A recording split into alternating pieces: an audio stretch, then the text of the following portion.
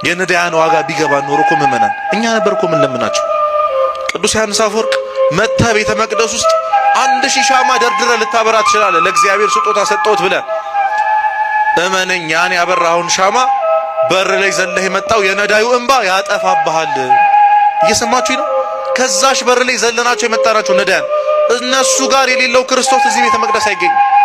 ሰው ውስጥ ያላገኘነው ክርስቶስን የትም አናገኙ። እነሱን ካላከበርን እግዚአብሔርን አናከብርም። እነሱን ከናቅን የምንቀው ማንን ነው?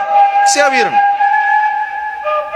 ብራባ በልታችሁኛል ወይ ብጠማ ጠጣችሁኛል ወይ ይለናል እኮ። ያን ጊዜ ምን ይሉታል? የት ተርበህ አግኝተን የት ተጠምተህ አግኝተን? መቼ ታስረህ ክርስቶስ ሆይ መቼ ታመህ ነው ምን ጠይቅህ? አንተ ምን ሆነ ታውቃለህ? ለነዚህ ለታናሾቻችሁ የምታርጉት ሁሉ ለኔ እንዳረጋችሁ ትቆጥረዋለሁ። አስቡት፣ ለእግዚአብሔር ብር ማበደር እንዴት ያለ ነገር! ለነዳያን መስጠት ማለት እኮ ለእግዚአብሔር ብር መስጠት እኮ በሰማይ ቤት መስራት ማለት ነው።